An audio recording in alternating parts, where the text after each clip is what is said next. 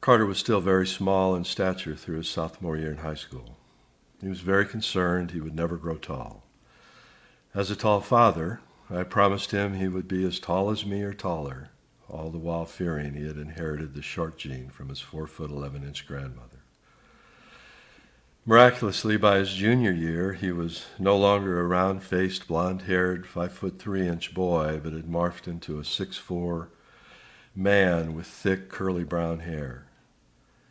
Though both he and I were happy with his physical growth, I quickly learned that his capacity for something much more important had come that can't be measured using feet and inches. I came to know a man with unending growth in his spirituality, compassion for all, patience, the ability to form lifelong friends.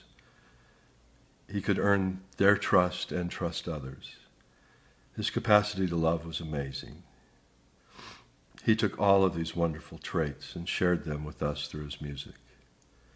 To his mother and I, he was a giant. One of my favorite memories of Carter is when he was 14 at our family Christmas. We stopped the party to listen to him play. As I looked around the room, I saw all the women crying. He played beautifully. Back in high school, I remember Carter making fun of me for buying the Cars' greatest hits. You know, he said they were kind of lame.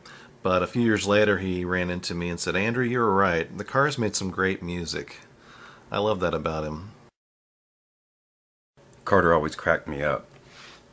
One time in elementary school, we were subjected to an absurd exercise where everyone was asked to stand in a room and move every muscle on the right side of their body.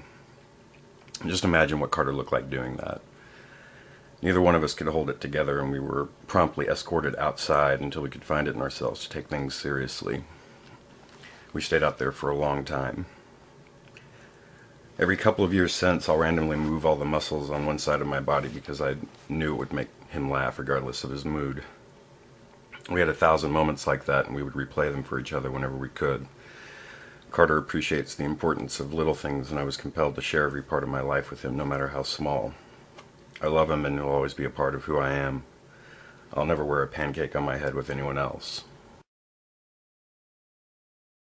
When we were younger, Carter and I drove out to an ugly, flat piece of soon-to-be-developed land after staying up all night doing nothing but talking.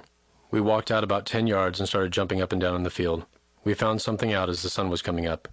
We realized that what you focus on stays steady and everything in your periphery moves. Focus on the horizon, the sky and clouds move. Focus on the clouds, the rest of the world seemingly changes position. I think the most beautiful thing about Carter was his ability to make everyone and every event feel special. His uncanny memory for small details and personal information were incredible. He could make grabbing a slice of pizza on a rainy summer day seem like an adventure. He had rampant enthusiasm for life and all that it held. It was addictive to be in his presence. I love him and I will miss him. He taught me that the next time you see a sunrise or something beautiful, focus and jump. Carter compelled me to do more than I otherwise would have done. He was a leader because he could follow, a communicator because he could listen, and a musician because he could feel. Carter was directed by a bedrock decision and dedication. It's a deep impression that he has made, and everyone having known him holds a fragment of who he was and continues to be.